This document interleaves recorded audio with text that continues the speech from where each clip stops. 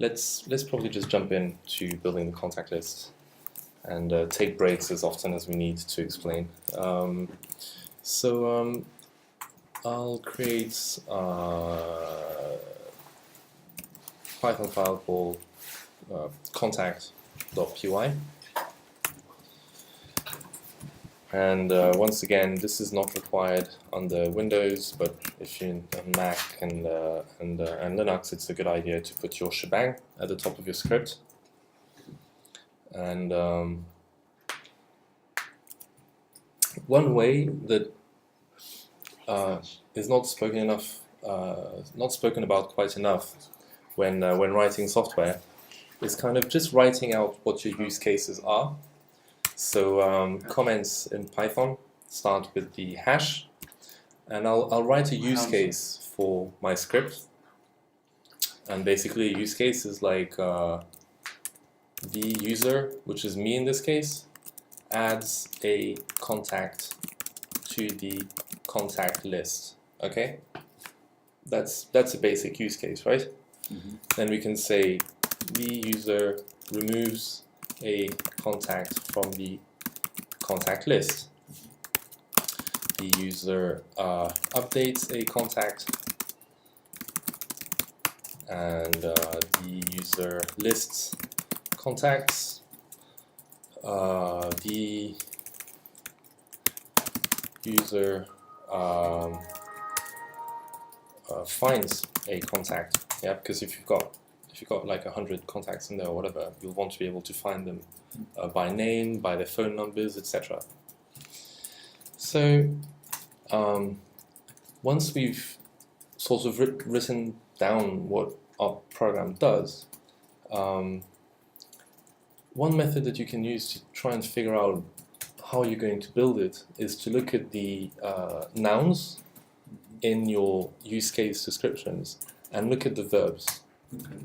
And in like classical object-oriented programming, your nouns can usually end up being classes.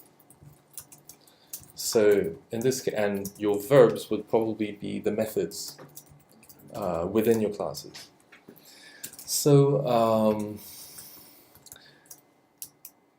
let's begin with if name equals main, then we call the main function. Is everyone comfortable with this? And then we'll have our main function, and we want to be able to use this program interactively.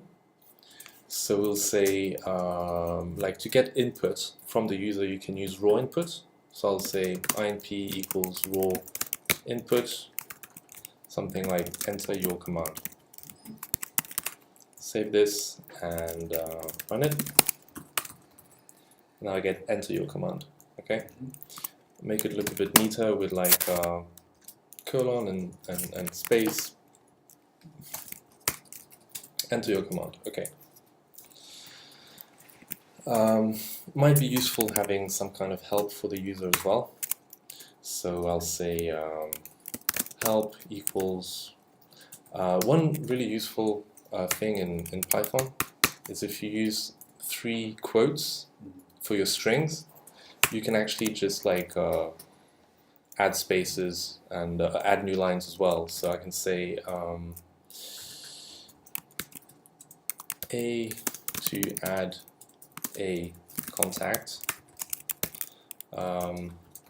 U to update a contact, R to move a contact, and F to find a contact. And then obviously print the help.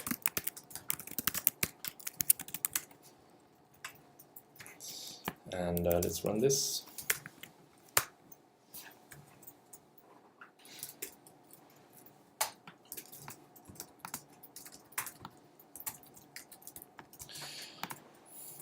Alright, so obviously if I type A, nothing happens because that's really all the functionality we have at the moment.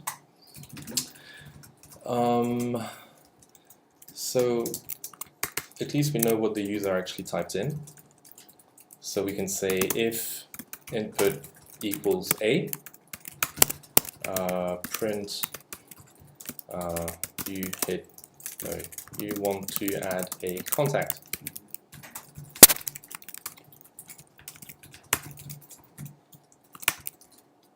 Okay. And now what I'm going to do is actually I'll put this in a while true loop.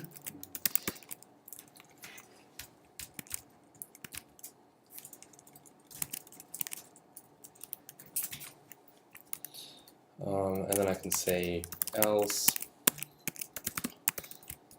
did not recognize command. Let's start this, and if I type something wrong, did not recognize command, and then we print the help again. So now we have a program in which we can enter commands interactively. So we can add the rest of our functionality. So let's think about what we want our contacts to actually have. Normally, like probably a name and a phone number and an email might be like a good start. The user adds a contact to the contact list, so we can say the user gets prompted for the contact's name, phone, and email. And as you can see, like the stuff that we're writing up here acts both as a specification of the functionality of our script, and it also acts as documentation. So it's time that's well invested, kind of describing what your program does in English, and it really helps you sort of clarify in your mind what you're trying to achieve. Okay, so let's create a contact class, because based on these notes, we said that we would have a contact class. I'll say class contact that inherits of object def init self, and in the init function the contact will have a name that will init to default, and a phone number and an email.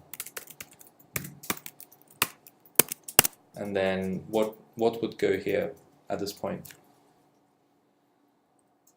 If you had to guess what I'm going to type next, like this is basically this is valid. So I'll say exit. This is like a useful way to test sort of as you're going along. What I've done here is that the script will basically execute all the way up to line 16, and then it will stop. So I can say C equals contact, and then name equals Santa, phone equals whatever 0123, and email equals santa@klaus.com. Okay. So I've created a contact. I can even run this. Nothing happens. What would be like the logical thing to do? What's my intent basically? I've got a class, I've got an init function. I may want to like store the data on the class. Return. So you would say self.name, for example, and store the name in there. So what would be the next logical one? Phone and email. Mm-hmm. Phone and email. Is it possible to go just slightly, like 5% slower? Yeah, of course. I'm just struggling to keep up a little with the type. Of course, no, thanks for letting me know. Self.phone equals phone. Are you recording this one? Yeah, and I'll put the code online as well, so you'll have access to it. But I'll take it slow so we can all participate. And then self.email equals email.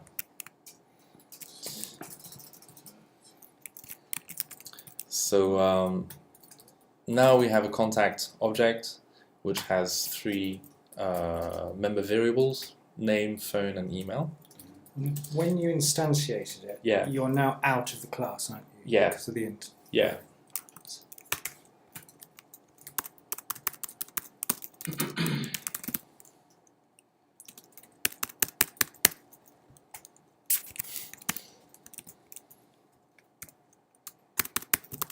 Yeah. Does that make it a bit more clear? Yeah, no, it's just getting used to the not having squiggles. Yeah. Yeah. Yeah. So okay, that's still not very useful. One thing worth mentioning is that if I do a print of something called __dict, this actually prints something within the Python object, which is the dictionary that holds all the member variables. I don't think we covered dictionaries, so who's actually comfortable with dictionaries? Because if we're not, I'll go over them now. It's really quick. It's only 2 seconds. Okay, cool. Yeah, I don't know. Like pairs of like dividing and Yeah, that's really all it is. So let's just brush up our dictionaries really quickly. I'll go into Python, and to create a dictionary, all I need to do is declare a variable and then add squiggly brackets, and this creates an empty dictionary. Okay, so if I press enter, this is now a dictionary, and it's not a very exciting one. Basically the concept of a dictionary is that you have keys and you have values, and the name, I guess, comes from like a regular dictionary in which you look up definitions for words. So you could say hello, that's your key, so you open up your dictionary on H and you look for hello, and then the definition is like this is an English greeting or whatever.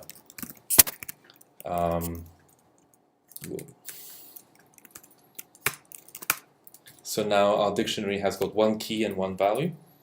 It's called an associative container because one key has one value associated with it. And let's add more than one. Okay, your keys can have different types. So this is a key of type integer, whereas the hello key is of type string. And the values can also have any type. So now our dictionary has got like 2 keys and 2 values in there. Dictionary is really like a fundamental data type in Python. You use them everywhere. They're quite useful because you can save them on the disk very easily by using the JSON library, which we'll take a look at. And when you hit APIs on the net, the data that you're getting back is basically JSON, which again translates very easily to dictionaries in Python. So generally, yeah, you get dictionaries absolutely all over the place. Is there anything around ordering there? Because I noticed you type it in one way, but it's returned it No, there's in no a different order. There's no order. There's no order. Actually, I'll see if I've got like a program that I can use to. So it's random the order that you get it back, or does it do it by data types? Sort of number first and then 2 integers and 2 strings. Yeah, I've actually got like I'll put this on pause for a second. Yeah, so basically, with something like a list, you just have basically your container, and you have like you got something here, and you got something there, and they can have like the same type, or they can have different types, and they can have different values as well. Whereas with a dictionary, what you actually have is basically something that's called a hashing mechanism. So you can think of like a variable x, and then it's basically like a big hash table. And what you're saying is that this is like key 0, and it's got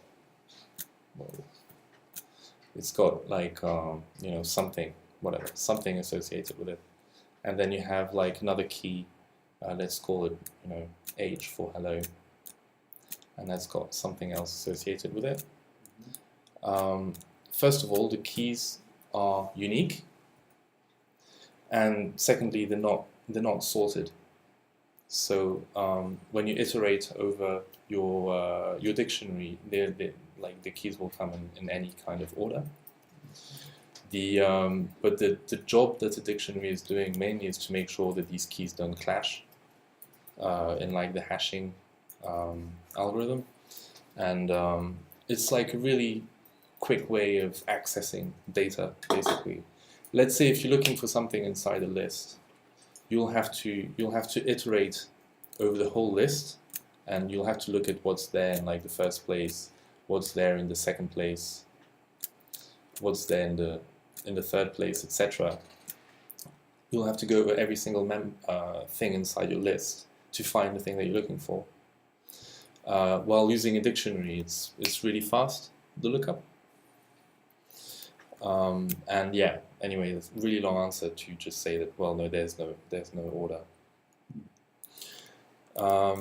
So to access a dictionary, if I use the square brackets with 0, that gives me 1, 2, 3. If I say hello, then I get the other value. Using square brackets is not really like considered to be safe, because if I use a key which is not actually in the dictionary, then it throws an error. And at this point, your script will stop executing unless you do like a try catch, but we haven't covered that yet. So you can also call get, and that gets you your value. If you use a key which is not in there, then you just won't get anything back, but it won't. It's safer to do. Yes, yeah, it's safer. Finally, we can look for the keys inside our dictionary, and we can look for the values as well.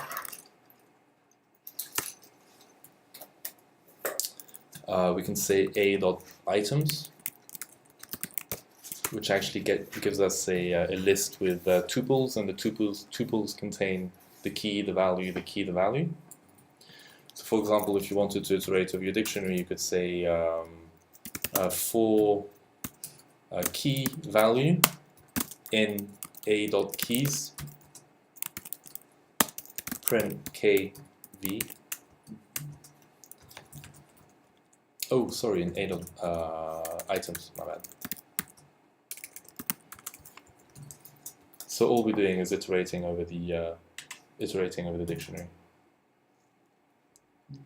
So that's like a really brief overview of dictionaries. You can always call like help, dict, and just take a look at what methods are in there.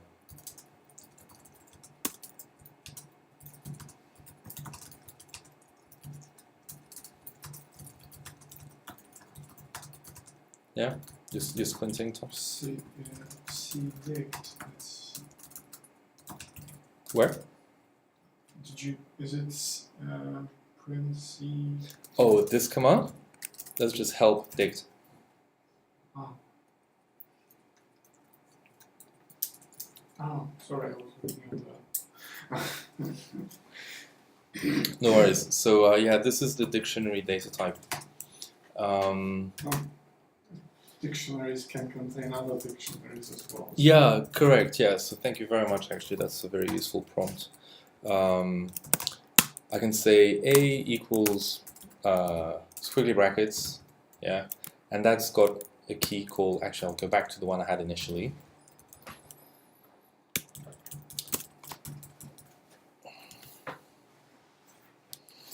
And I'll say key 1 is actually another dictionary which contains like a key that's B and a value that's C, for example.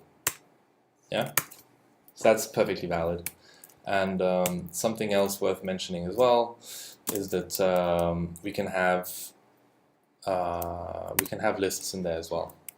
So I'll have another key called 2, and that contains a list with 0, 1, 2. Or like it could contain sets as well.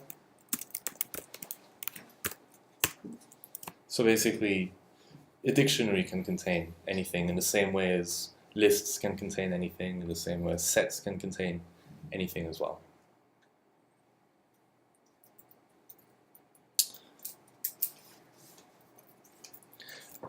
So that's dictionaries. Let's go back to our contact list. So now this should make hopefully a bit more sense, and it should also, yeah, be intuitive, or hopefully be intuitive at some point, that classes have internally a dictionary that basically stores the member data that we have.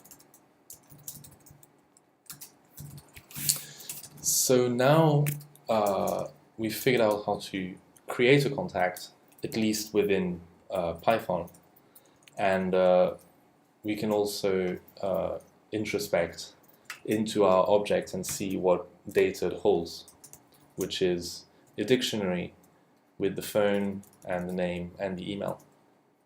Everything fine so far? I'm just wondering, I don't know if it's just me, but maybe I'm going to review on the object, the class contact bit, like the object orientated. I'm a bit struggling a little bit with that. Yeah. What Just with are you the, struggling with? The define in it at the start what the purpose of that is, Uh-huh. and the self bit, and then you've got. Getcha. Yeah. Okay. So basically, look at line 17. Yeah. Can you see I say like C equals contact, and then name equals Santa, phone equals 1, 2, 3, and emails equals blah blah blah. When that line gets invoked, when the interpreter actually runs that line, on line 10 I'm defining the class contact, yeah, Yes. which is what we have on line 17, and the equal sign on line 17 basically assigns an object of type contact to that variable C. And for that to happen, the init function gets called, the init method gets called, and that's why it's called init, is because when we're creating the object, when we're creating an instance of the object, the init function gets called. Self is basically, it just points to a piece of data which is actually the instance itself. Right, so that self would always be there. Yeah. Right. Yeah. That self will always be there. It's really common in many languages to have like a way of accessing the actual object itself. For example, in C++ it's this, but Python is, I don't know about other languages, but I know that Python MISE is quite unique, where you just keep on passing self as the first argument of methods, which it can get like pleonastic after a while, especially when you always have to type self.this, self.that, blah blah blah. But that's just the way it is. So basically, init is used to initialize normally like data, like member variables, when you actually create the object. Okay, cool. Does that make sense? Yeah. Cool. If I would like to learn more about these dict and init in between those two under slash, what is it? How can if I would like to learn more about these methods, or what is it? Like underscore dict. Yeah, or init. Or init. Is it the similar thing? Yeah, I mean, this is just like methods, which some of them just come built in with your object. So when you instantiate, like, for example, a class, especially if it inherits off object, then you get a whole bunch of these methods already in there. So it's like a basic Python Functionality. Yeah.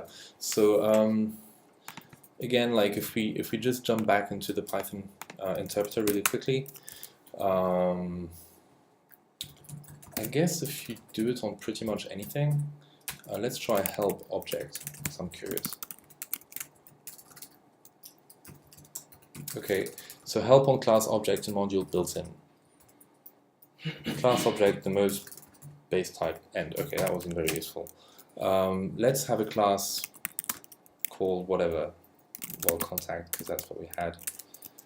And that inherits off object. And I'll just say pass for now. And now C equals contact. If I say help on C, now all of a sudden the help is more useful. Well, actually, it's not that useful. Like, we can see that the dict is there, dictionary for instance variables, if defined. Weakref, okay, so it's not. But init isn't there. Init isn't there. I guess I'll have to find the page on the Python documentation that describes what functions are in there.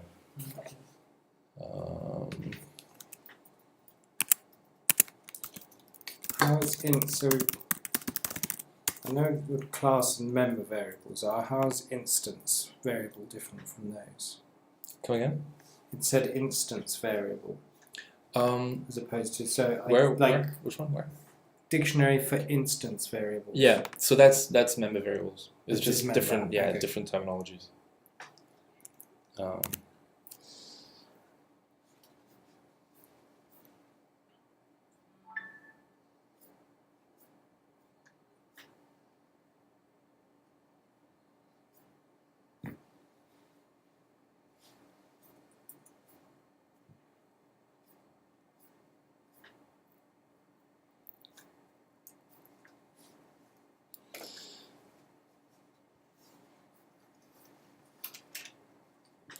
Yeah, it doesn't really even expand on it that much in the documentation, but I'll look for it and I'll send you a link. Thanks.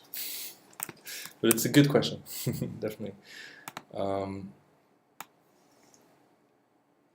it's a good question actually because if I just print our object, we'll see that the output is like maybe not very useful.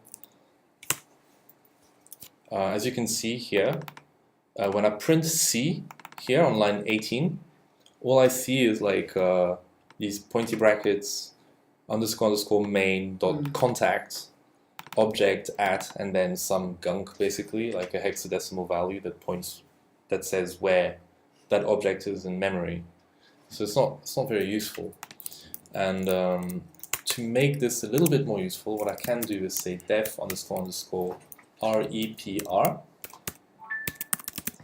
and that actually stands for like the representation of that object, and I'll say return s, okay, name, phone,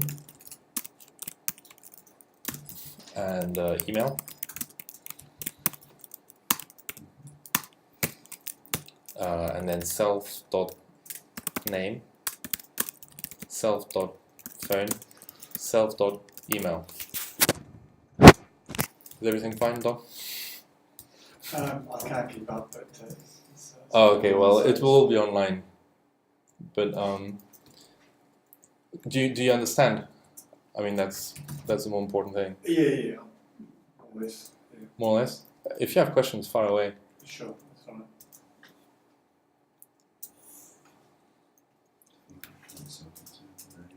Does that make sense? That's just another way of doing it underneath.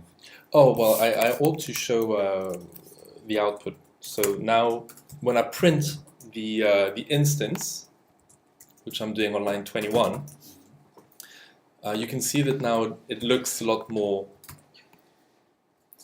useful. So basically, repr is a way of saying, okay, I've got a class in Python, and it's got this data in it, and now I've instantiated that class. So I have an instance in the variable C in this case, and now I'm calling print on it. So when you call print is expecting some data that can print, and in the case of your class, it's like, I don't know how to represent this, and there's a mechanism built into Python to kind of say, okay, this is the representation of this object, and that's why we're returning specifically a string, a formatted string, for how we want to represent that object. So again, that's just something that sort of learn. And if you remove the You got it? yeah, Nice. if you remove the representation, Yeah. line 16 to 17, then when you print C, what happens? We go back to what we had earlier, This, which is just seeing that main contact object and yada yada yada. To represent it, that's not what It doesn't know how to represent it, so it's just saying I've got an object and it's in memory there. It's It's just a pointer. It's kind of a pointer. Yeah, it's kind of a pointer. Yeah, yeah, definitely.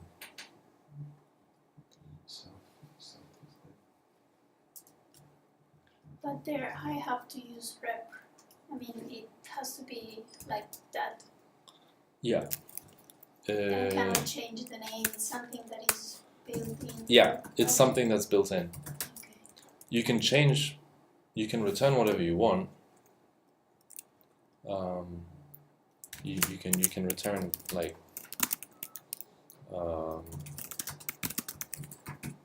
not your business to see the internals, if like whatever.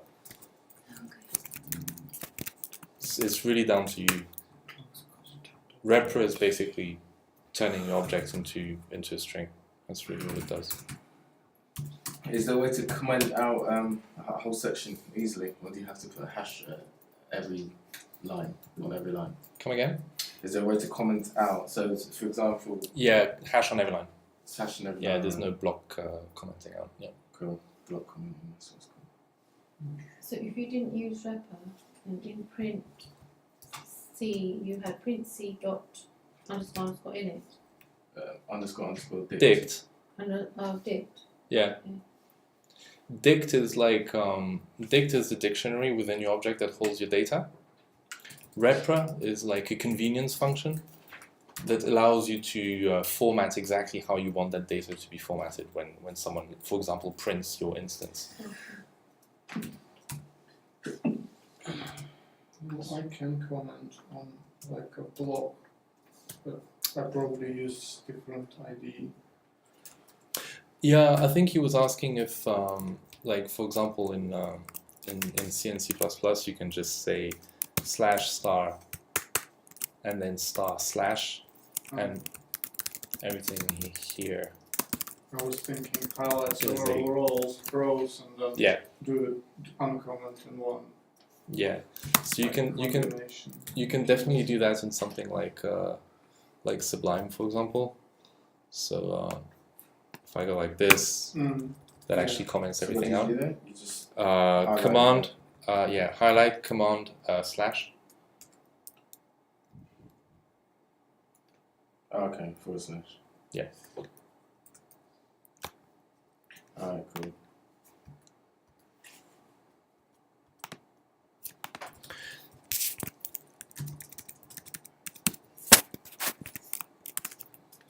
Okay, so how would I add an extra piece of information? I've got name. How would I add surname? Do you guys want to try adding it onto your own implementations?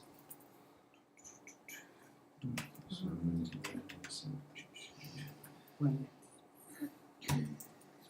would put it to init After and then name, to yeah. return. It's the same. Just add it to the init file. So that would do everything for it. Add it to the represent. Are you doing it, or I'm just you're just following? Yeah, fair enough. I think I'd get lost if I was to. Yeah, trying to do both. Yeah. You can always watch it at home anyway. That's what I'm doing. Pause Yeah, it, yeah. rewind as often as you need.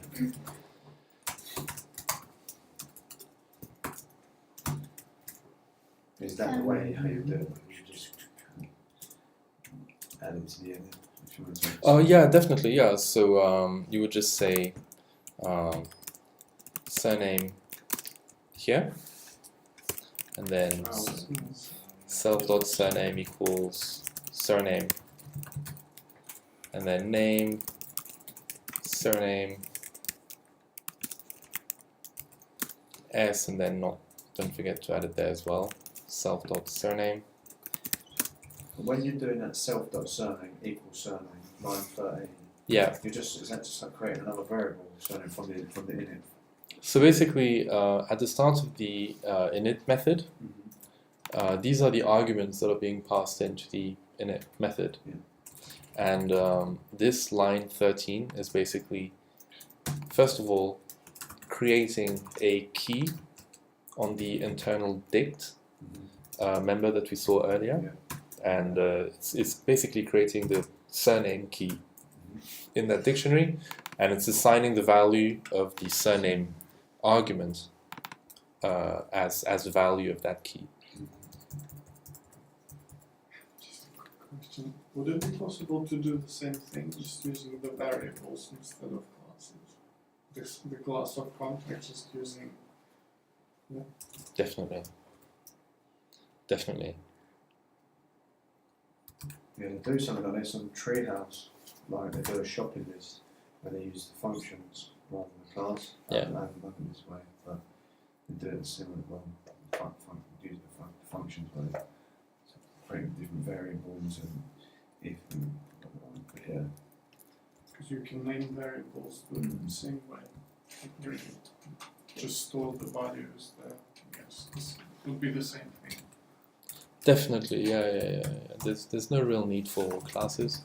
I mean, it's always useful to be able to group your data together as an object. And even if you look at some really bare-bone languages like C, in C there's something called a struct, which is really just a way of gathering your variables together in one place.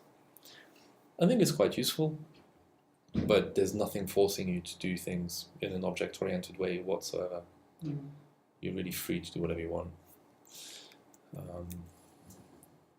So yeah, if we run this again, then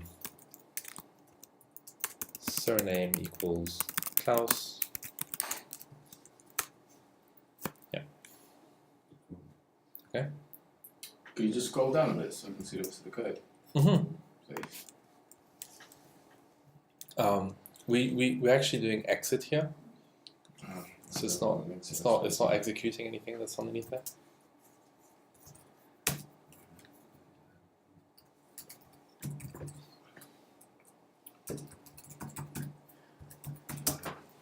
Is self kind of a structure or something like that? I mean, what's the point of using self? Does it collect everything like a structure, or it's not doing it? It's a good question actually. Let me check. Let's print self, which it did not like for some reason.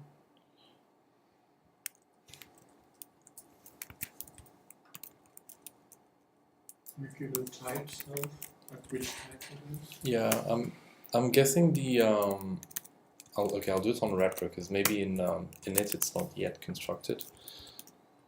Print self.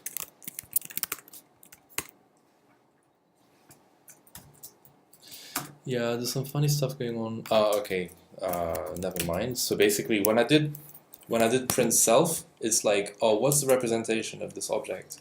And therefore, repr, like print was calling repr, and print was calling repr, and print was calling repr, so it went into like a endless recursive call.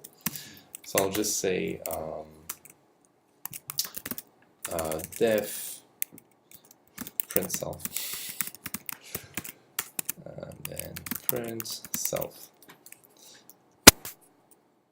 But therefore, we have the answer. That's just going to call repr. And otherwise, it will be the same as what we had earlier, which was like object of type contact at that location in memory. If there isn't any wrapper. If there isn't any repr. So yeah, if we call print self, yeah, if we call c.print self, then it will just get printed twice. No, if we remove If we remove repr, it will be what we had earlier, which is like object and this. Just Yeah. no. Is there a way to put the line numbers in? Yeah. On Vim? This is within Sigwin, isn't it? Yeah, but this is Vim in Sigwin, right? Yeah. Yeah, I forget. I think it's like show LC or something. Show line numbers in Vim.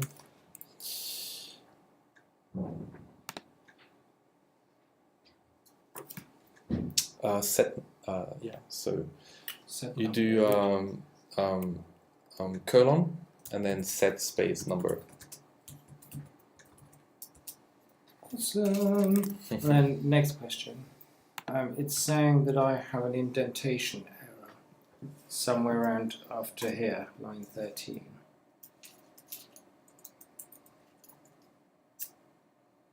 So it doesn't match the opening of the indentation with the close.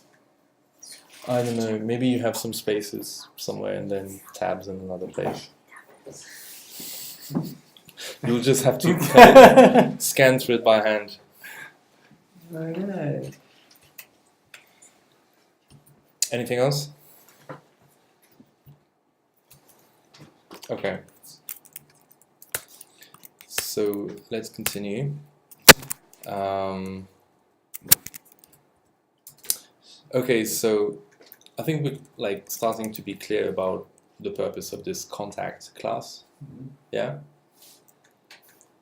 So I'll remove this testing code. And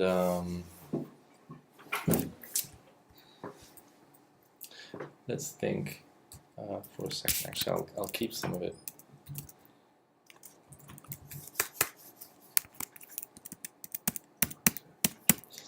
I'll keep our contacts.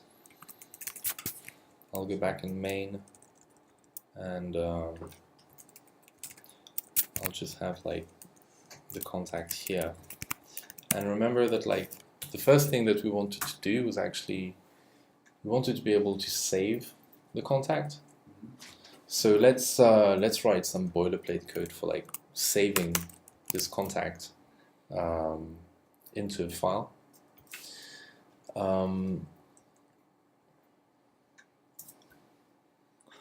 Let's look at our description again.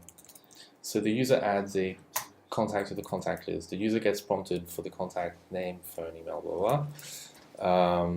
Removes da da da. Okay, so we forgot to say the user saves the contact list. Okay. So the fact that we've written contact list here, and here, and here again makes us think strong. Like we can strongly suspect that there's going to be a contact list class, basically. So let's go ahead and create a contact list class. Class contact list, again inherits of object, and what will it have here typically? Defined in it. Def init, In it. And self. Comma. Oh, right. And what would a contact list contain? Dictionary? Of? Phone numbers? No? What is- what- what- Names. Oh, What does your contact list contain? In one word. Contacts. It's like, yeah, get your head out of the code. That's simple. Okay, so I'll say self.contacts equals a list. Okay? And we also saw that we could actually add contacts to our contact list, right? So I'll scroll back to our useful definition. User adds a contact to the contact list. So the verb here is adds. So we'll just add a method called add. Def add. And what do we write here always? So Self. And then what would we add? number, name, What do you add to your contact list? An contact. object. Contact. Okay. So what would we do at this point? In itself. We are in the add method of our contact list. We know that we have a member variable that's basically a list of, it's an empty list at the moment, but we want it to contain contacts. And we have an add method that basically has a contact now. So we need So what's the next? self.contact equals contact. And Oh, then yeah, add indeed. contact dot add. Yeah, so Kiara? Yeah. Kiara got the right answer. So self.contacts.append contact.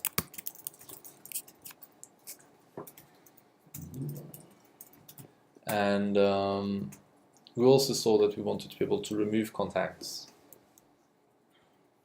So Another function called remove. So where have you defined the plural contacts? where? You did self.contacts. Here. Why is it plural? Yeah. Because you got it above. Sorry, I 'cause it- didn't see the set above. My bad. okay, yeah, no worries. Okay, so now instead of like mucking around with contacts, we'll actually create a contact list. I'll call it CL equals contact list. And now I can say cl.add C. Yeah? And there's no point printing CL because we know that we won't get any sort of useful information unless we add a repr. So we may as well add a repr for the sake of it. I'll say print CL. I'll go back into here and I'll say def repr self and then return. I'll just say this contact list holds I contacts, and then I'll say len self.contacts. Does that make sense? And basically when I run this, what will the output be?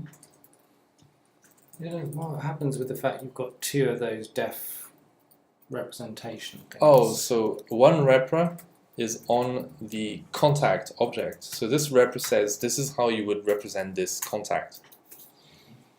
This repr says this is how you would represent this Okay. contact list.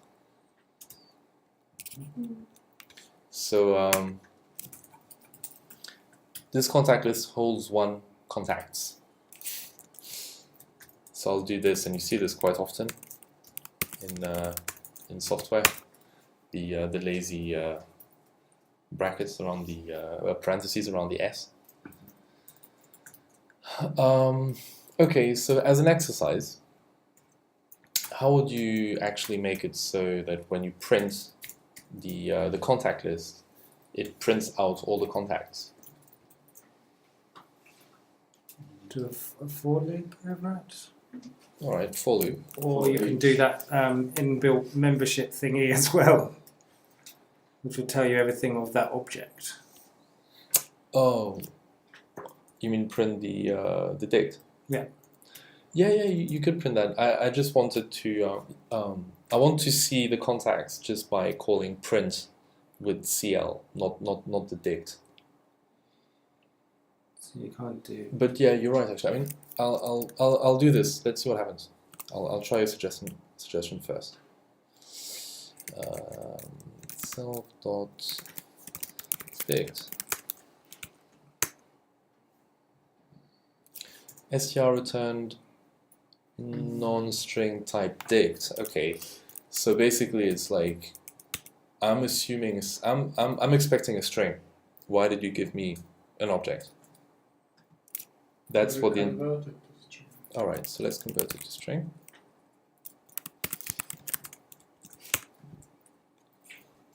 Okay, so now we have a dictionary printed out as a string with a key that says contacts, and then a list that contains. Okay.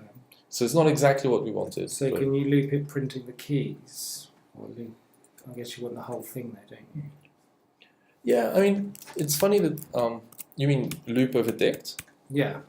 Yeah, it's interesting that you're choosing to loop over dict because That's no, I think it's bad. no. I think it's interesting because it shows that you actually have an understanding now of how instance variables are stored inside an object in Python, and you'd be surprised like the number of people who call themselves Python developers, and you say how like instance variables stored inside an object, they won't even know about underscore dict. So like you're thinking about it the right way, but the simpler way of doing it is just accessing the self.context directly. So if I say ret equals an empty string, and then I say for c in self.contacts, ret plus equals c plus a new line, and then return ret. Does that make sense? Yeah.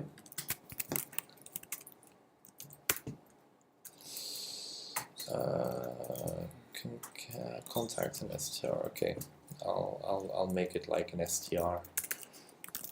Really need to be more explicit. There you go. Name, center, surname, da da da. So now, did everyone get this?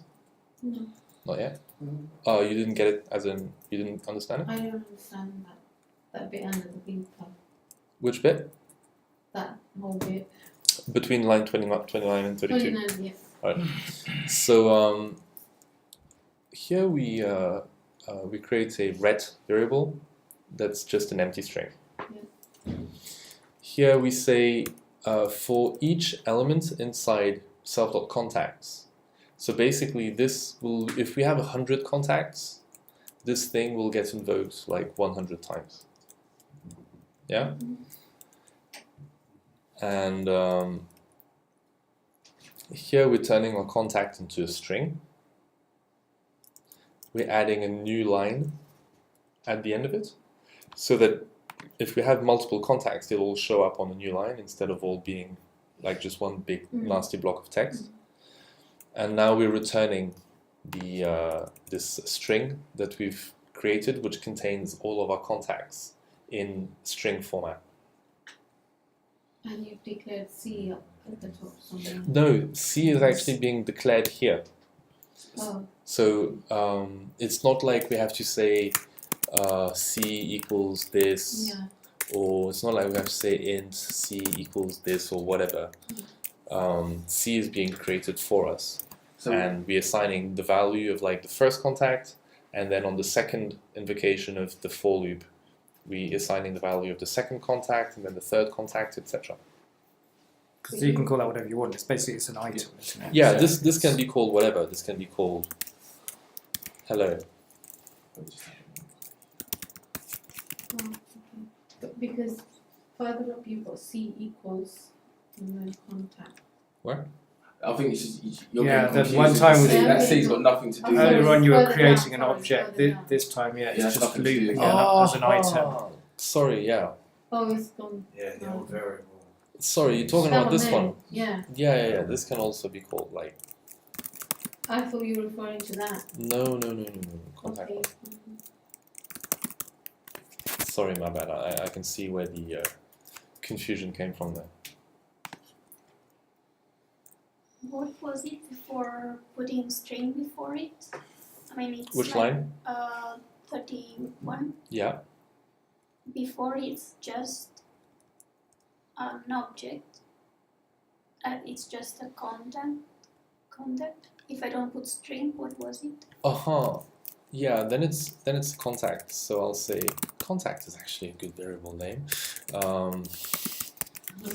If I don't put string, that's still of type contact.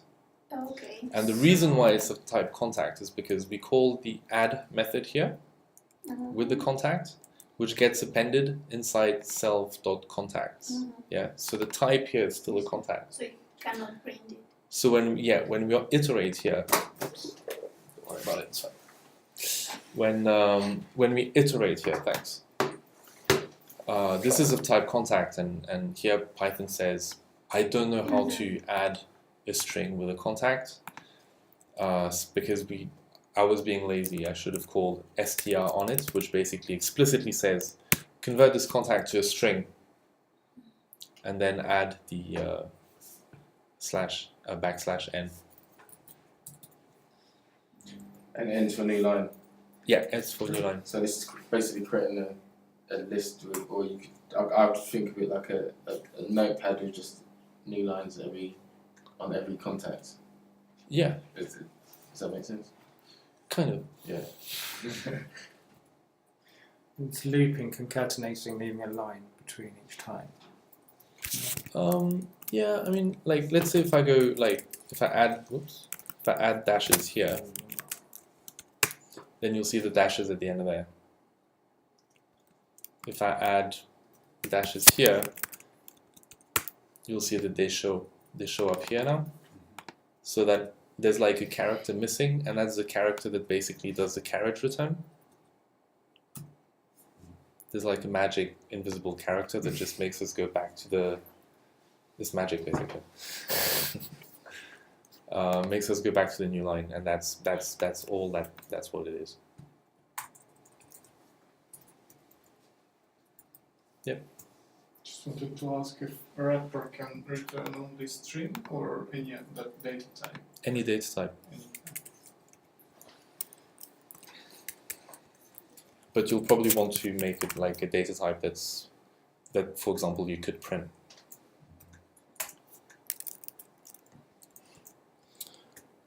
Anything else? I'll create a second contact as well. Oops.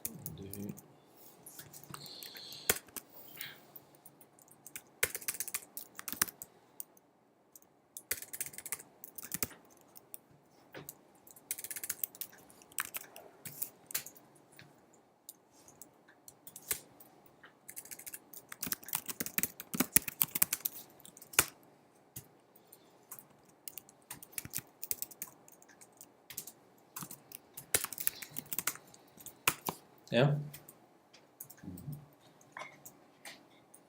It's getting pretty warm.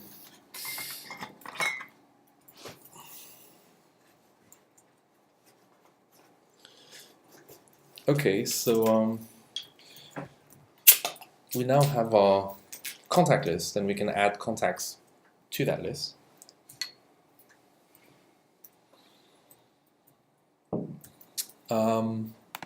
We said we were going to save it. So how would we go about saving it? Semicolon, whatever it is, and then WQ. Come again? Oh, you're thinking. Good answer. Wrong context, but good answer. You see, I'm nice. Def save self. And how do we like open a file for writing in Python? Open.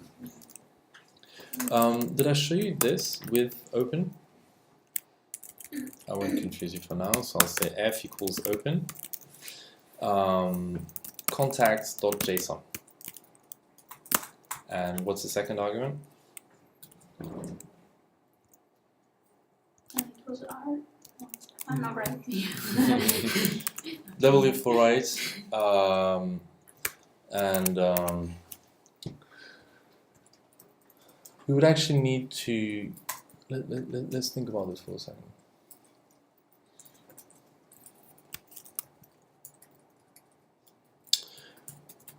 We would need to like have some kind of meaningful string, hopefully JSON data, and write it into the file. So I'll say f.write. I'll write something for now, and then here I'll say cl.save.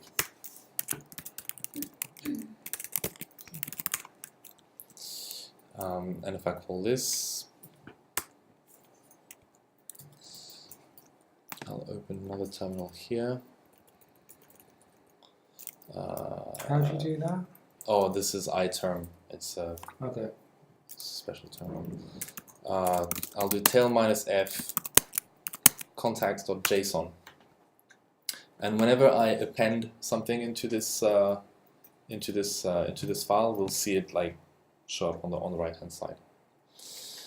So now I'll just focus on writing my save function, right? Let's see what happens if I just write cl.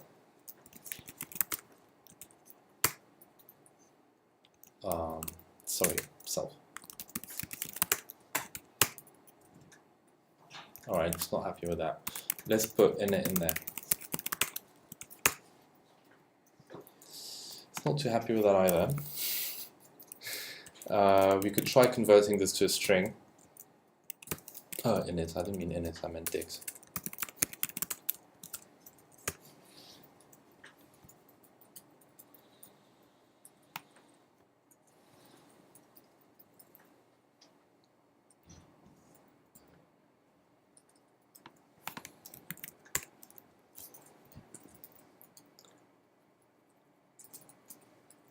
Alright, well that wrote out what we had earlier, which is basically a dictionary, but then it's a list, and that's called repro, which is basically not what we want. So let's bring in the JSON library, and let's say that content equals json.dumps self dict. And what json.dumps does is that you can give it an object, and it basically turns it into a string. And there's also another function which is json.loads, which will take that string and give you back an object. So to give you a quick demonstration, I'll say vim save.py.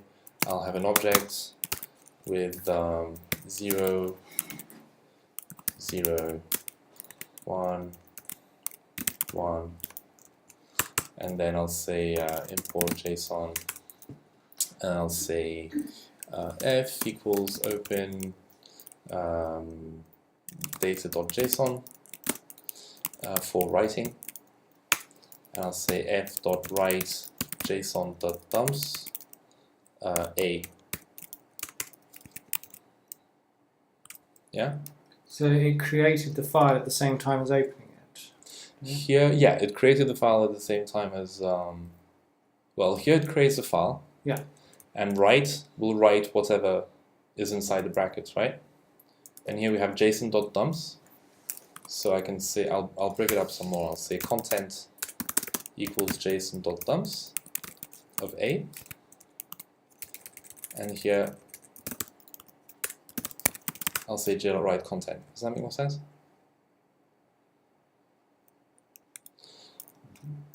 Kind of.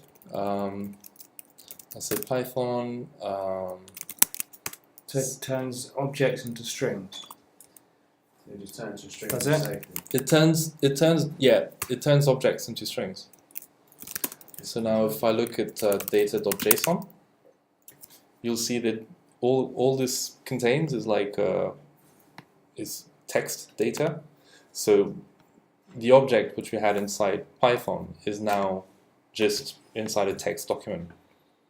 So this is extremely useful, as long as you can serialize your objects in a way that JSON will understand. And we'll see how to do that. And then there's the opposite of this as well. So if I say load.py for JSON, f equals open data.json for reading, content equals f.read, and I'll say a equals json.loads of content. and then what did we have? We had 0, so I'll say print a 0.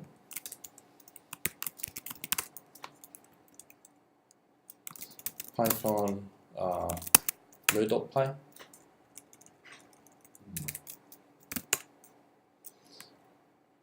Key error 0, and for some reason the key went in as a string. Oh, that's probably what I did. There you go, 0. So on one side we have, on the right hand side, here we're creating an object in Python. We open a file for writing. We call json.dumps, which turns our object into a string, and then we write that into a file. And here we do the same thing, just the other way around. We open a file for reading, we read the content of the file, and then we call json.loads to turn the content into an actual object. And here we call, we find out like what's an A0.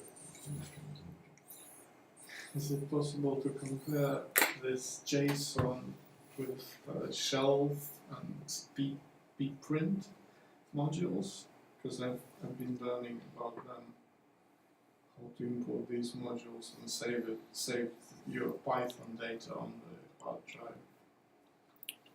What is pprint, JSON special? What pprint is for pretty printing your. it's for dictionaries, and then you can import these dictionaries. Oh, are you talking about pickle? How is it pickle? Pickle, yeah. Yeah, pickle is pickle allows you to really easily like save your objects and load them back. The thing is that pickle is actually an opaque data type. Like you're just saving some binary data on disk, and no one else can use it other than Python and pickle and you, because you know what's inside of it. So you can't share that data with anyone. And in most cases, you'll want to share your data with people. It's kind of like the point. So pickle is really useful, but its actual use is pretty much edge cases. I wouldn't advise using pickle. It's interesting to know that it exists, but like the uses for it are really small, whereas the uses of JSON are massive. So It's objects that you save with JSON. Is it objects or what can you save with JSON? with Python. with JSON, And then get it you can save anything. retrieving You can save anything because variables and whatever. yeah, I mean you'll see how we hopefully we'll have time. We've only got half an hour left, but you'll see how we can save our contacts into like the JSON document and then load them back again. If you look at like actual data inside a contact list, yeah, you'll see that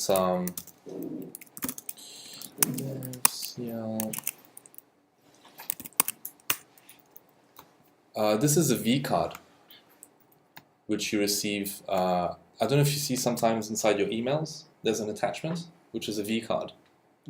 Or if you go inside the contact list on your Mac or on any sort of half decent like contact list type application, when you export your contacts, it exports a V card, and it's just about it's data that contains like the name, the email, etc.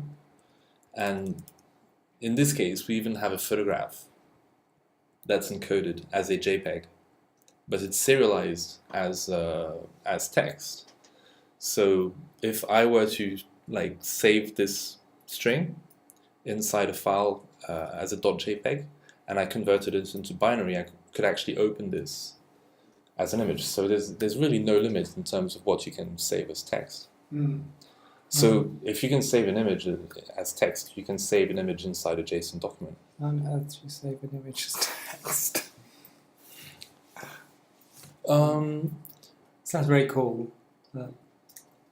Yeah, I mean, there's different ways of doing it, but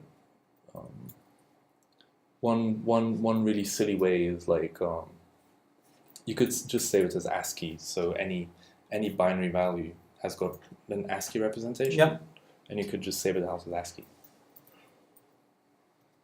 that would be one way, but you can be sure that every way of saving stuff will have its own way of doing it, but that would be one way.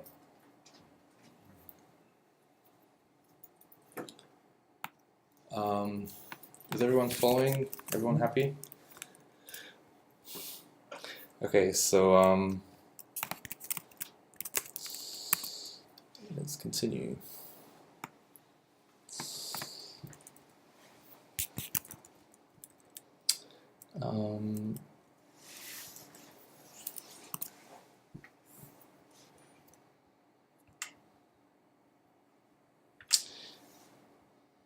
Okay, let's create a variable called contacts, and this time that's just a string.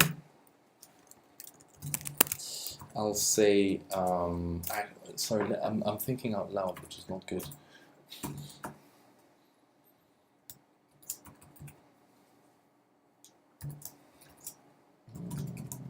Let me think. I'll try calling dumps again here. JSON.dumps solve.dict. That's not gonna work. Yeah, I don't think that's gonna work. Okay.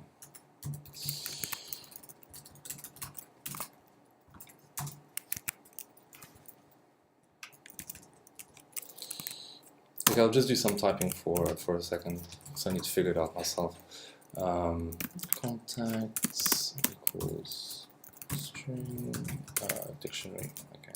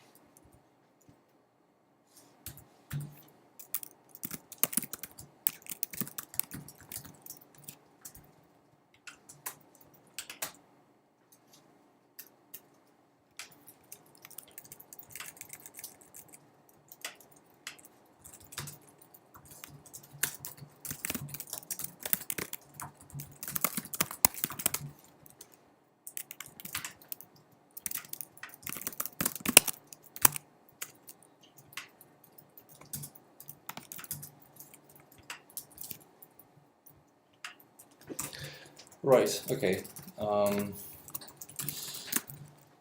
Indent equals 4. Okay, so let's open this in Sublime, because otherwise it will look a bit confusing. Contacts.json. So what I've done is in the save function, I open contacts.json. I import the JSON library.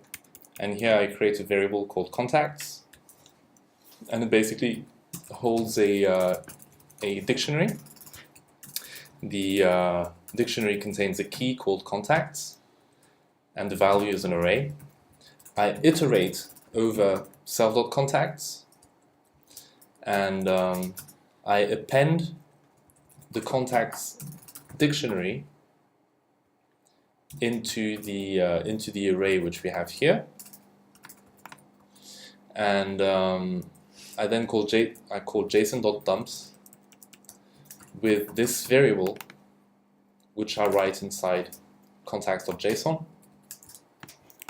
And what this magic does is basically we now have a JSON document that contains a dictionary, and it's got a key called contacts. Our contacts key contains a list as its value, and that list contains a dictionary, which is our first contact, and a second dictionary, which is our second contact.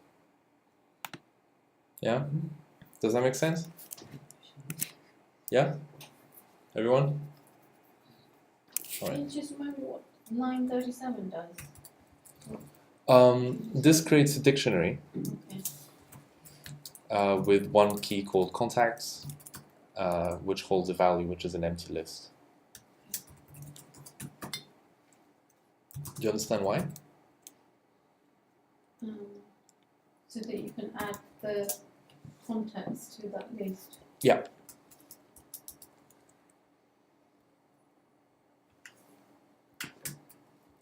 So you might as well have a list, but you use the dictionary so that you give a name to that list.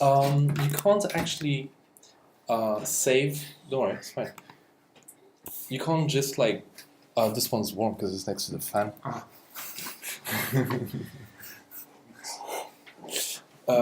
So basically, just a list is not a valid JSON document. That's not a valid JSON document. Okay. And that's why I had to create a key called contacts. So there we go. Go for it. Go for it. Go.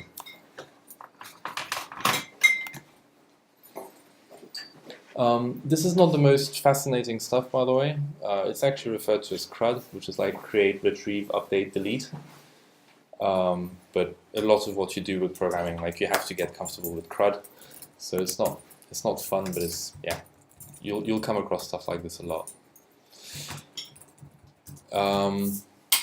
Okay, so we've done the saving part of our contact list now. So let's make it more interactive. I'll remove all of this.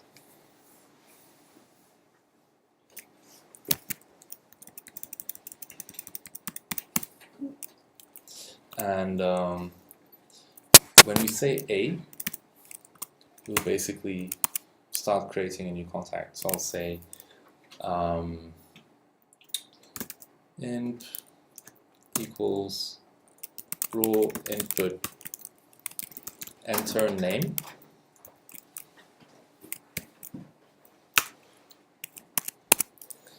Call this name. And I'll say phone equals raw. Well, I'll just copy those lines.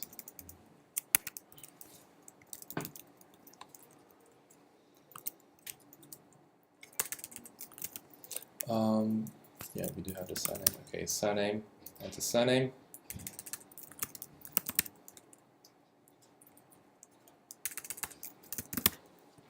Phone, enter phone.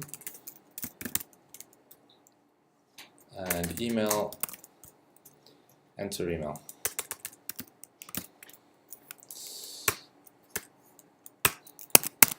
And now I'll say contact equals, I'll create our contact object with the name, surname, phone, and email. I'll say cl.add contact, and that should allow us to create contacts interactively. Is that equals 61? Well spotted. Enter your command A, enter name, phone, whatever, email 123 add 123. So we have to take it on faith that it's done what it's supposed to do. So instead of taking it on faith, we're going to say elif inp equals L for list, then print CL. Yeah? So you need a quit command as well. I do need a quit command as well. So let's say elif inp equals E for exit. We'll call exit. Could you do an elif just exit? Or else exit? Yeah, I want to make it really. They didn't quick it out. Yeah, I want to make that really clear.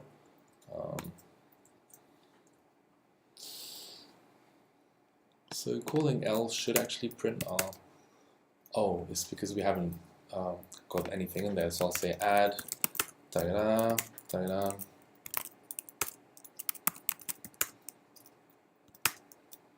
There we go.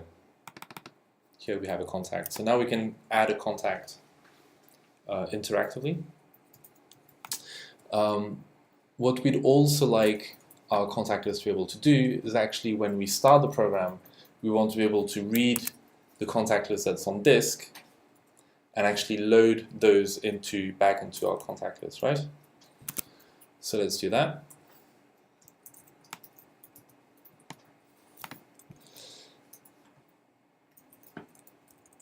Sorry, I'm starting to go fast because time is starting to run out, but we're actually getting quite close to completing this. Inside the init of the contact list, I'll say import OS if os.path.exists contacts.json f equals open contacts.json in read mode.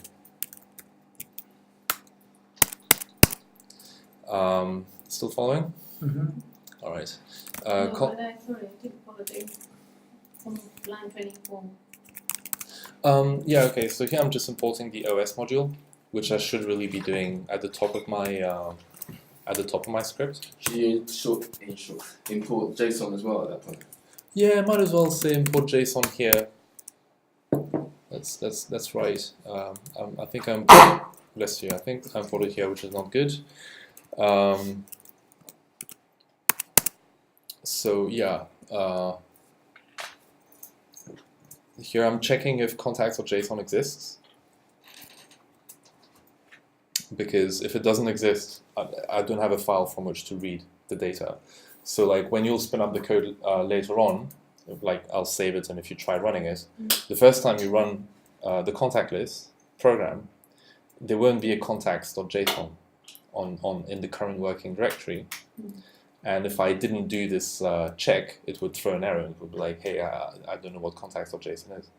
The file doesn't exist. Yeah? Yeah, couldn't we create it?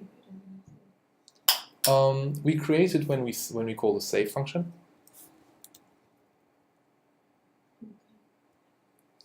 So I could say if it doesn't exist, create it, but it doesn't matter because we create it inside the save function. We'll create it later on. Like if it's the first time you invoke the program, it gets created at save time. Content equals f.read, and data equals json.loads content. Cool. And let's print the data for now.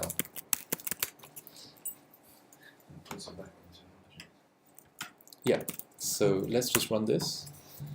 And this, it seems, has done what we expect. So this looks like it's indeed like an object in Python that holds our contacts. Yeah, so we've got the contact key that holds the list with the various dictionaries in there. So let's try printing data contacts. What's all the U business in it? That's the encoding. Okay. So you've got different encodings. Is it like Unicode then? Yeah, that's Unicode.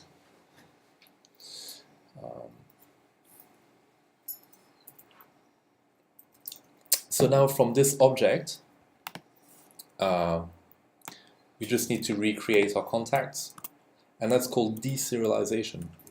So what we're doing inside save is called serialization, because we're taking like objects in memory and we're turning them into like something that's serial, like a string, and then that's the other way around, which is deserialization.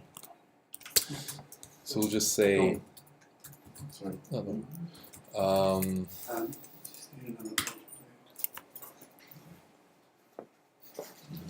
You can use my fob if you want.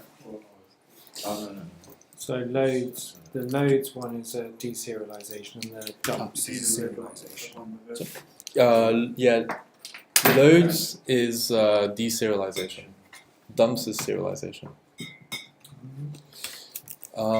Okay, so I'll say for contact in data contacts, and here I'll create, I'll say for contact str, because these are still, sorry, contact obj, okay, because this is just like a dictionary. I'll say contact equals an actual contact object. I'll make it easy on myself. I'll just call it C, and that's C name, C surname, C phone, and C email. I hope that's in the right order.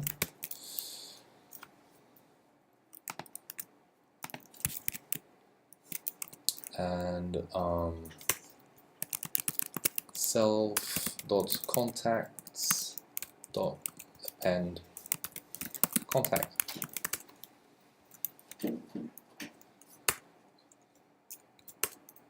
There we go.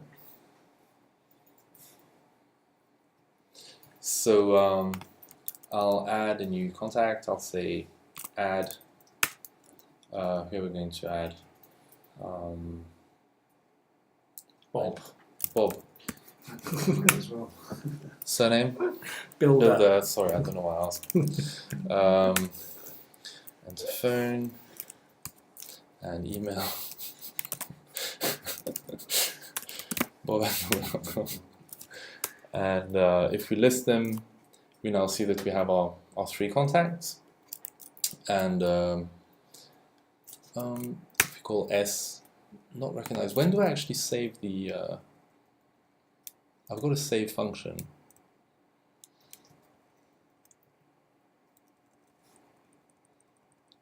Okay, I don't know when I actually save them. So I'll add elif inp equals S, then cl.save. I'm surprised that I'm already called save somewhere. Okay, well I must have removed it.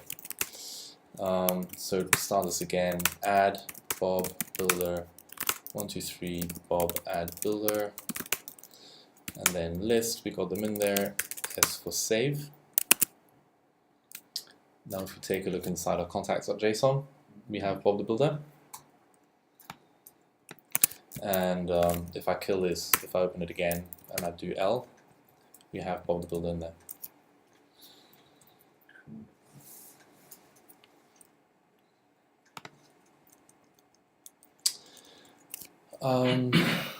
Okay, so we've still got 10 minutes left.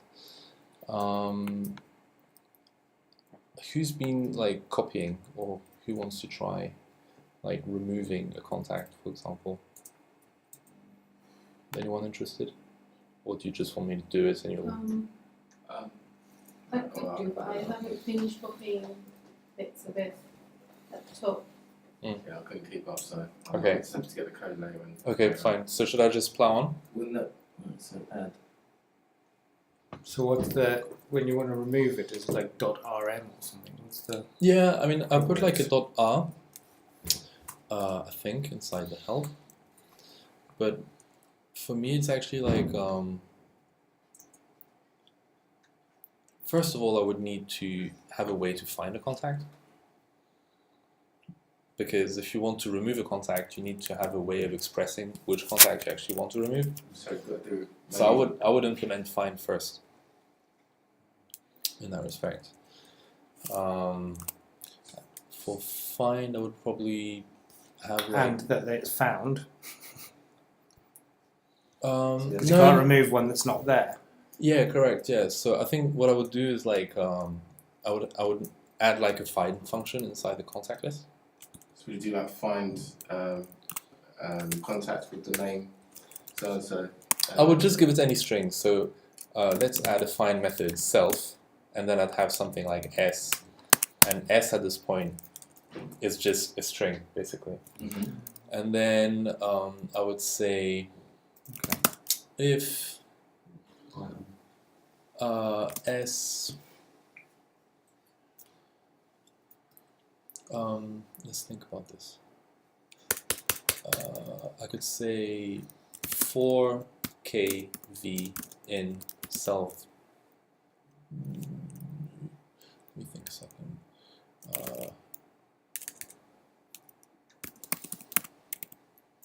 Cell contacts. Okay. For c in self.contacts, if s in c.name. So this basically says if I just start Python here and I have a string like foo bar, I can say foo in bar. That's true because foo is a substring of foo bar. So let's say I have someone called Santa. You could simply say, is San inside Santa? Yeah, because if the name is really complicated, like Charles, that's like, yeah, I even like get confused typing my name because it's complicated spelling. So you might say SHY. Now we have a capital letter, so you could say dot lower as well to put everything to lower string. So it's like a really crude mechanism for string searching. So I'll say if s in name return true, elif s in c dot surname return true. And actually this is starting to be like an obtuse way of doing it, so I'll say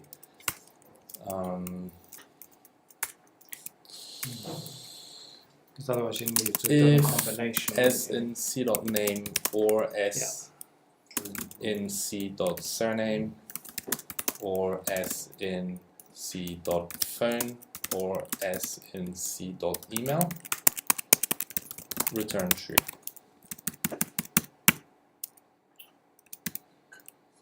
Return true or actually return contact. So now I can just call like this find with a string, and hopefully if a contact exists we'll get it back. So let's try this now. Elif inp equals f. Okay, so s equals raw input. Please enter search string, and then okay, so this only finds one contact, right? So contact equals cl.find with s, and then we can say if contact print found one contact, and then print contact, else print did not find a contact.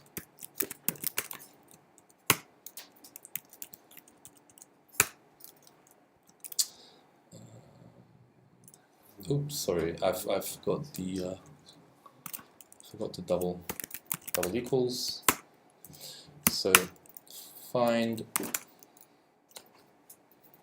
I'll stop printing the help actually because it's kind of cluttering things up a little bit.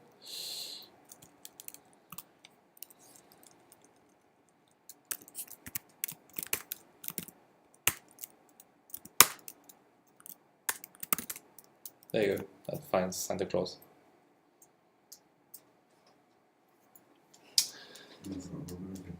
So now let's remove it.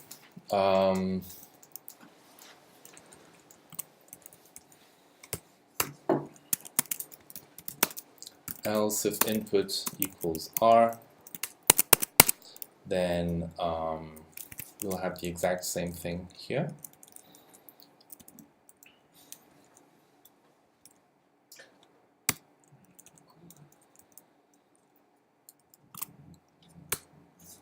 Please enter search string for contact to remove.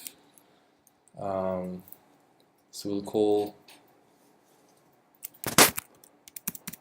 we'll just call like contact.remove, cl.remove rather.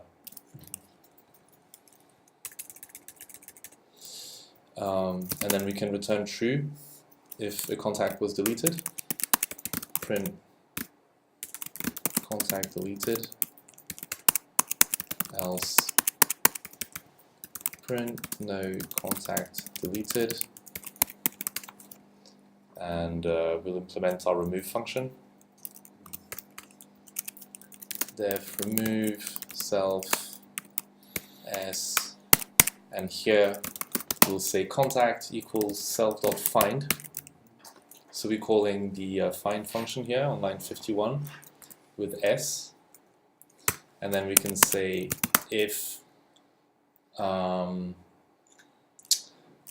contact, then we can say self.contacts.remove contact, but I don't know if that's going to work. R san no contact deleted. That's probably because I haven't actually done if contact, then return true.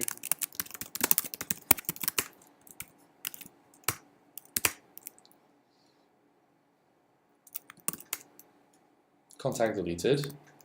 Now save, and we remove Santa because he doesn't exist anyway. So, huh? At what point it got when you save in JSON, it separates the individual values like phone, surname, name, and email, so that you can search in each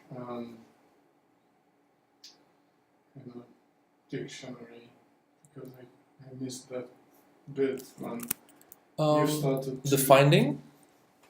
yes, the finding, and then you've done the remove. You're doing C name, C surname. Forget about the JSON, because the JSON document is only important for like a few split seconds. The only time the JSON document is important is when we first launch the program. We initialize the object contact list, at which point it opens up contacts.json, and it loads the data inside self.contacts, and that's it. The document is no longer important. And then when we call save, it saves it inside contacts.json, and that's it. The rest of the time, we're operating on data that's in memory. I don't know if that helps with what you were saying. But I thought we've done wrapper for the individual contact as a single string. No? yeah, we have this, but we're not really. I didn't get the when we We're not- transition how we can. We're not using this, and like You know what I the only mean? no, not really. If we're saving single contact as a single string, how we can refer to it as separate parts: name, surname, phone, and email. If it's a single string, It's not a single string. it's not. Repra is only useful for when we're printing contacts. So like if I go inside So the, when we're saving, we're saving it as it's not being used for saving either. That's just like a convenience function. So if I do L for listing the contacts, that's when repra gets called. That's because we're converting the object to a string, okay. but that's separate from serialization. It's a kind of serialization, but the serialization which we're really doing here is with JSON, when we say JSON.dumps with the dictionary. So it's interesting because it's like different ways of serializing data in some case, if you want to print it out to the shell or if you want to write it into a file.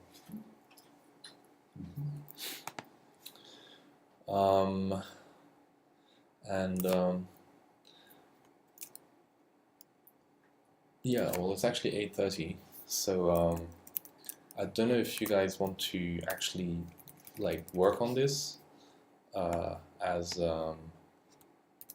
dare I say coursework or homework. But we actually went through quite a lot today, and like honestly, well done everyone. Like this is 100 lines long, and it's not fun stuff. It's really boring actually, but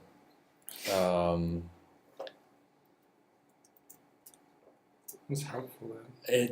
I think, now when you'll start looking at Python code out in the wild, if you revise this, honestly, if you revise this and you really understand it, and let's say I would say add an update function, so you can actually update a contact to update it. You've got one, the second line. Thanks. Well, I'll say to do. And what else could we do? Remove a contact. Currently, it only removes one contact. As another field. So we could say to do remove all contacts that match. Adding another field would be interesting. A bit difficult, isn't Thanks. it? I'm just thinking like, how would you go and do To that? do add another field. Would that be a case of just going through the code and just adding another field? Like in several different places? Yeah, in several different places. And what's also quite interesting is that what you might find, this is a big hint, by the way. Like you may have something called version, and this would be version 1, yeah. And then if you add a field, then that would be like a new way of serializing and deserializing your data. So that would be version 2. And then the more you start adding fields, etc., you would have different serializers and deserializers, So you which could is return which to- is where you start entering this concept of forward and backward compatibility. I don't know, I must say. Okay, Because So- how I would do it, I'd just say, right, I'm going to do this file, old So- JSON, and Just this- So do it. later Just- on, just your do init, it. for example, your init would point at the version that you want it to work with. yeah, I mean, in your init, for example, you could say, I'll make the font bigger. Okay, so data equals this, and then you could say if data version equals 1, then that could be a way of doing it. Whereas you could say elif data version equals 2, Yeah. okay. then you could have different sort of data in there. Ooh. For example, since you've added a new field, presumably you could say C website, for example. So then you're coming into different versions for serializers and deserializers. Ooh, what have I done? I've just deleted half the program. Okay. So to do add a field, very useful. What else could we do? If you're feeling really like experimenting, and I thoroughly advise doing that, is import a, I think the format is VCS.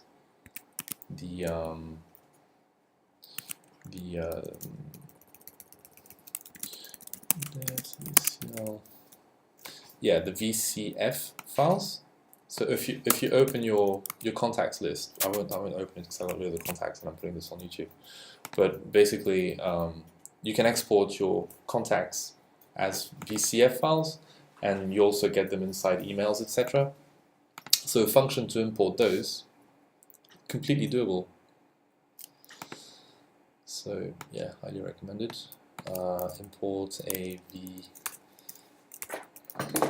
VCS file, and you could say also export all contacts as separate VCS files. So it was Is it VCF. CSV or VCF? VCF. VCF.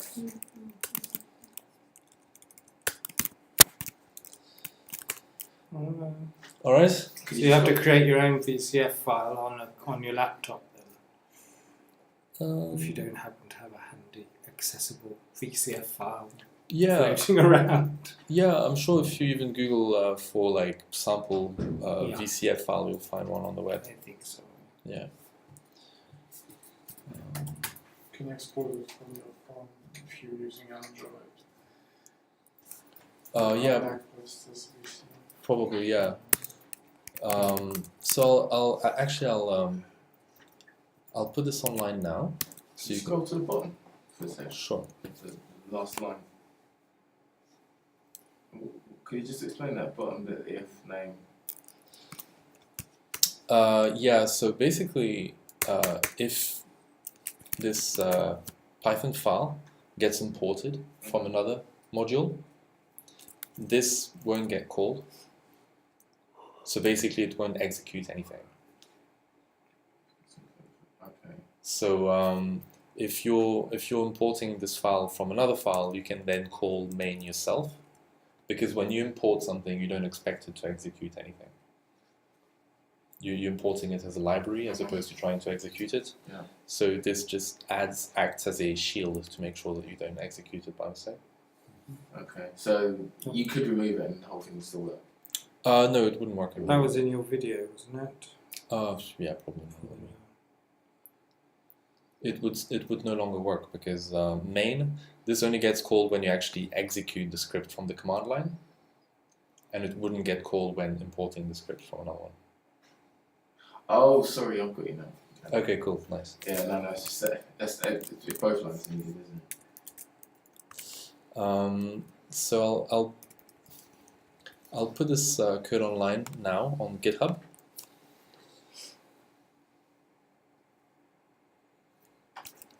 Just so we've done the full cycle. github.com/shell.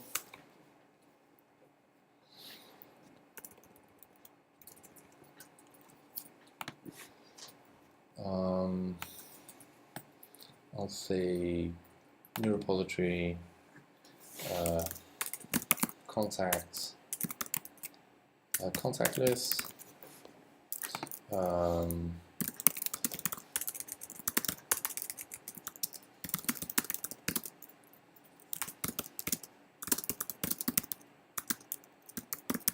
Number 3, and it's public. Create repo. That's done. And now I'll go inside my shell. I'll exit this. I'll say mkdir cl. Sorry, it's not really clear. cd cl. Okay. So I've got a directory with my contact list Python file in there. I'll say git init. I can actually even just copy the code from here.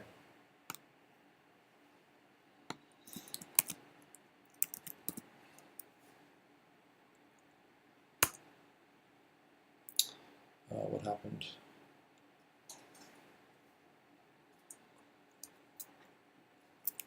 Okay, I'll do it line by line. Git add.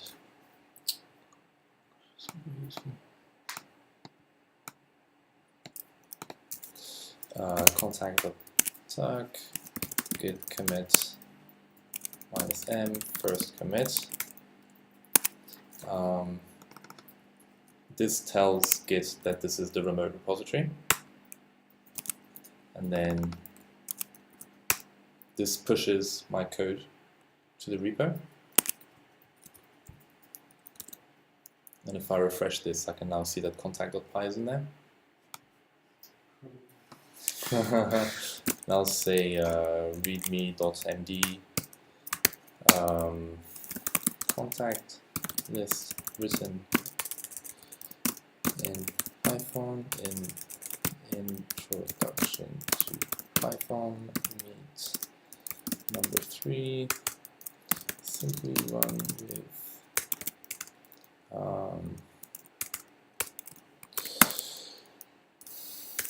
Python contact.py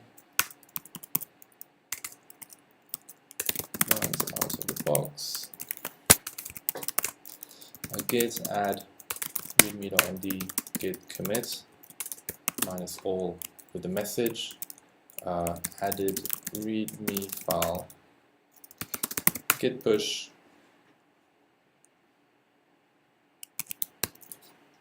there we go. So is it some kind of GitHub API you're using That's Git. or Git? Yeah. I have a Git account, so Oh yeah, well, you can, you don't need a Git account. But you can just go on Git. I'll post a link, and you can just click on the file like this, and then click raw, and that's the code. You can do it on your phone as well, just quite nice.